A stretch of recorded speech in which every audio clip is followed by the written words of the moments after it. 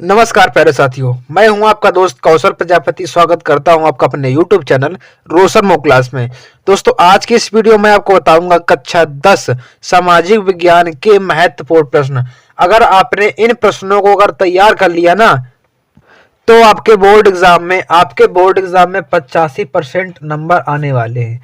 अगर आपने इन सभी प्रश्नों को तैयार कर लिया जितना इस वीडियो में बताया जाए, और मात्र 33 टॉपिक आपको केवल और केवल 5 दिन में पढ़ने हैं। कितने दिन में? 5 दिन में याद करने, तभी आप लोग बोर्ड एग्जाम में 85% ला पाओगे। कम से कम 85-90% जाने वाला है स्कोर, लेकिन आपको 5 दिन में तैयार करना पड़ेगा। एक दिन में कम से कम 6 से 7 टॉपिक आपको डेली पढ़ना है। एक दिन में आपको कम से कम 6 से 7 टॉपिक डेली आपको पढ़ना है। ठीक है, तो शुरू करते हैं। 2025 में जो बोर्ड एग्जाम होने वाला है उसके लिए मोस्ट इंपॉर्टेंट है ये वाले क्वेश्चन। सबसे पहले पेपर आपका 11 मार्च को है। कब पेपर है? 11 मार्च को। उससे पहले सभी स्टूडेंट ये वीडियो जरूर देख लेना। मात्र 33 टॉपिक हैं, बस इनको तैयार करना है। और जिन स्टूडेंट ने बिल्कुल एक भी पढ़ाई नहीं करी है, तो उनके लिए तो बेहद जरूरी है याद करना। तो सभी के पास वीडियो को शेयर कर दो और वीडियो को लाइक कर दो। जिन्होंने चैनल सब्सक्राइब नहीं किया तो चैनल कर दो सब्सक्राइब। तो वीडियो करते हैं शुरू। तो पहला प्रश्न क्या दिया है? जो महात्मा गांधी जी के द्वारा सत्याग्रह पर प्रकाश डालिए। जो महात्मा गांधी जी द्वारा आंदोलन चलाया गया था, कौन सा आंदोलन? सत्याग्रह आंदोलन। उस पर आपको प्रकाश डालना है। ठीक है, उसके बारे में आपको बताना है। तो क्वेश्चन आपके लिए मोस्ट इंपॉर्टेंट है।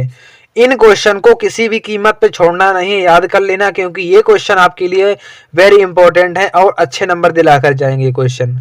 Second number question, Mahatma Gandhi ji द्वारा चलाया गया असहयोग आंदोलन का कारण तथा अर्थ लिखिए। अब देखो, महात्मा गांधी जी वाला ये भी आंदोलन है, महात्मा गांधी जी वाला ये भी आंदोलन है। तो दोनों आंदोलन आपके लिए मोस्ट इंपॉर्टेंट है बोर्ड एग्जाम 2025 के लिए। इसके बाद तीसरा नंबर क्या है? महामंदी के कारण लिखिए। महामंदी के कारण आपके लिए मोस्ट इंपॉर्टेंट है ये वाला क्वेश्चन। ठीक है, मोस्ट इंपॉर्टेंट लिख लो ये वाला। इसके बाद आ जाते हैं क्वेश्चन नंबर 4 पर। 19वीं शताब्दी में अंतरराष्ट्रीय द्वारा बताए गए 3 प्रवाह की व्याख्या कीजिए। ठीक है, अंतरराष्ट्रीय क्या दिया है? 19वीं शताब्दी में। तो क्वेश्चन आपके लिए वाला मोस्ट इंपॉर्टेंट है। सभी क्वेश्चन याद कर लें, फटाफट अभी से तैयार करते जाओ। केवल और केवल 5 दिन में तैयार करके फेंक दो एक तरफ। बस आपके लिए यही एक ऑप्शन है, मात्र 85% लाने का। ठीक है, तो इनको तैयार कर लो। इसके बाद अगला क्वेश्चन, ब्रेटन वुड्स संस्थान समझौता क्या है? आपके लिए मोस्ट इंपॉर्टेंट क्वेश्चन है। आ जाते हैं क्वेश्चन नंबर 6 और फटाफट क्वेश्चन देखते हैं, क्योंकि वीडियो ज्यादा लंबा हो जाता है।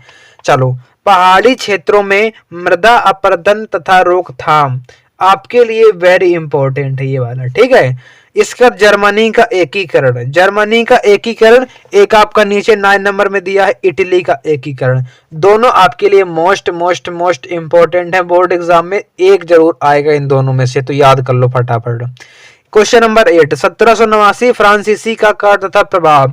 इससे देखो, इससे ये वाला क्वेश्चन वेरी इंपॉर्टेंट है, क्योंकि इस क्वेश्चन से तो बहुविकल्पी प्रश्न सबसे पहले बनता है। इसके बाद लॉन्ग आंसर बन सकता है, शॉर्ट आंसर बन सकता है, तो कई सारे आंसर इससे बन सकते हैं। क्वेश्चन आपका वेरी इंपॉर्टेंट है, तो याद कर लेना। इसके बाद क्वेश्चन नंबर 10 क्या दिया है? जैव विविधता क्या है, महत्व बताइए। जैव विविधता क्या है, इसका महत्व बताइए। ठीक है, तो आपको तैयार कर लेना है। इसके बाद क्वेश्चन नंबर 11, जैव तथा अजैव संसाधन क्या है? जैव तथा अजैव संसाधन क्वेश्चन आपका ये आपका वेरी इंपॉर्टेंट है, तैयार कर लो। इसके बाद मृदा अपरदन क्या है, कारण बताओ। मृदा अपरदन, ठीक है। इसका 13 नंबर क्या है? 3 राज्यों के नाम लिखिए जहां काली मृदा पाई जाती है, और फसलें भी लिखिए। ऐसे 3 राज्य लिखना है कि काली मृदा जहां पाई जाती है, और इस काली मृदा में कौन सी फसल उगाई जाती है, तो वो आपको लिखना है। तो वेरी इंपॉर्टेंट है 2025 बोर्ड एग्जाम के लिए।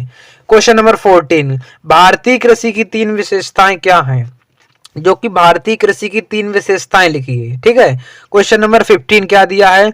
बहुउद्देशीय परियोजना के लाभ तथा हानि। लाभ भी बताना है, हानि भी बतानी है। ठीक है, तो दोनों आपके लिए हैं। इसके बाद क्वेश्चन नंबर 16, चावल की खेती के लिए उपयुक्त भौगोलिक क्षेत्र, भौगोलिक परिस्थिति का वर्णन कीजिए।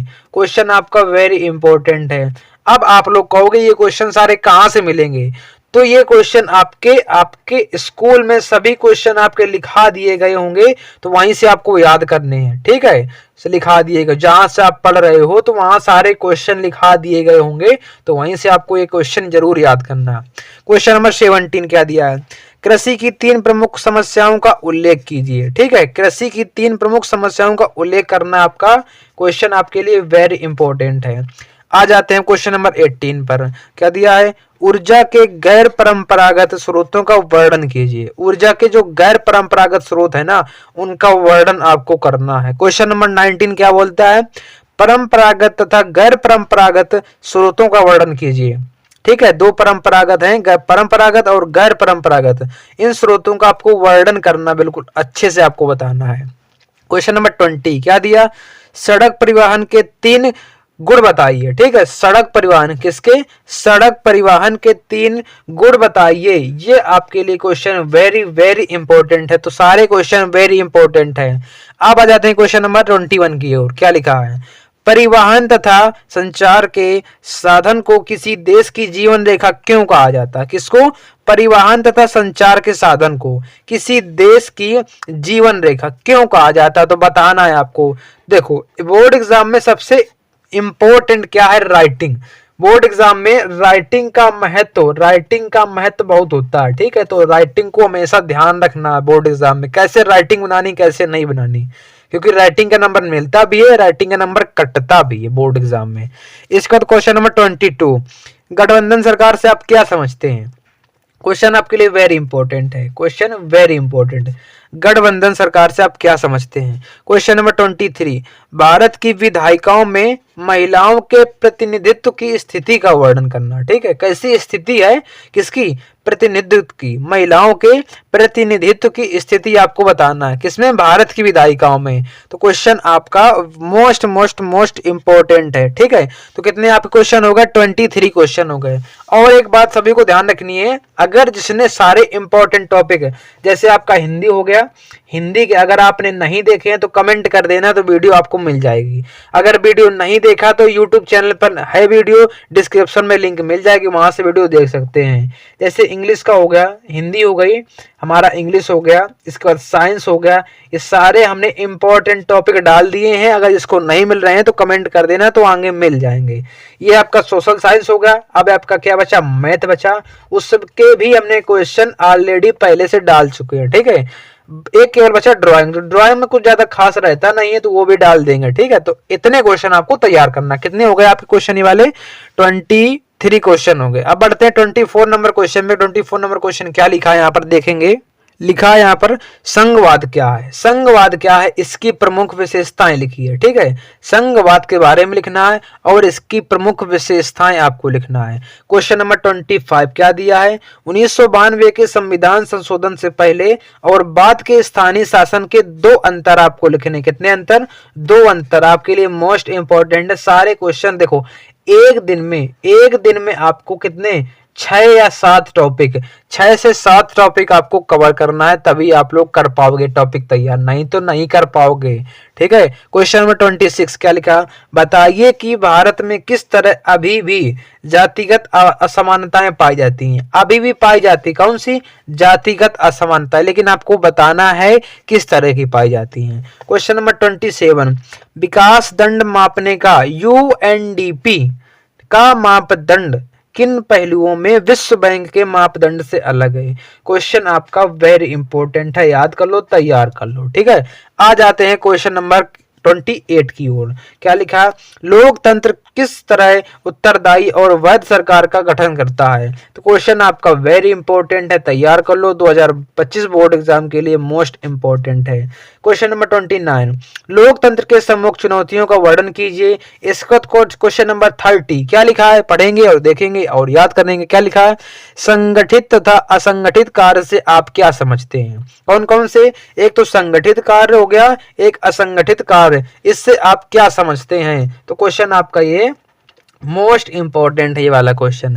आ जाते हैं क्वेश्चन नंबर अगले पर। क्वेश्चन नंबर 31 पढ़ेंगे। क्या लिखा है, वैश्वीकरण से आप क्या समझते हैं। क्या समझते हैं, किससे, वैश्वीकरण से कई प्रकार से पूछा जा सकता है। कैसे? वैश्विक अर्थ से आप क्या समझते हैं, वैश्विक अर्थ क्या है, वैश्विक अर्थ किसे कहते हैं। तो इस टाइप से क्वेश्चन आ सकता है, टेंशन लेने की जरूरत नहीं है। तो क्वेश्चन आपका वेरी इंपॉर्टेंट है। अब आ जाते हैं क्वेश्चन नंबर 32 पर। क्या लिखा है? ऐसे कारकों की चर्चा करें जिनमें उपभोक्ता का शोषण होता है। क्वेश्चन आपका ये मोस्ट इंपॉर्टेंट है। अब आ गया हमारा 33, जो कि आपका मोस्ट, इसको तो मोस्ट कर लो, मोस्ट इंपॉर्टेंट है। इसको आपको कतई नहीं छोड़ना है, क्योंकि मानचित्र मतलब इससे मैप से रिलेटेड क्वेश्चन आपका एक आता है, जो कि आपको भरना होता है। कम से कम 4 या 5 नंबर दिलाकर जाएगा, या फिर 2 नंबर से तो कम दिलाकर जाने ही वाला नहीं है। तो इस क्वेश्चन को तैयार जरूर कर लेना। मैप को कम से कम प्रैक्टिस जरूर कर लेना। उसको कहाँ कौन सा राज्य पड़ता है, किस राज्य में क्या पाया जाता है, तो वो जरूर तैयार कर लेना। और अगर वीडियो अच्छा लगा हो तो वीडियो को लाइक जरूर कर देना और हमारे यूट्यूब चैनल को सब्सक्राइब कर दो। मिलते हैं इसी अगली वीडियो में, तब तक के लिए धन्यवाद।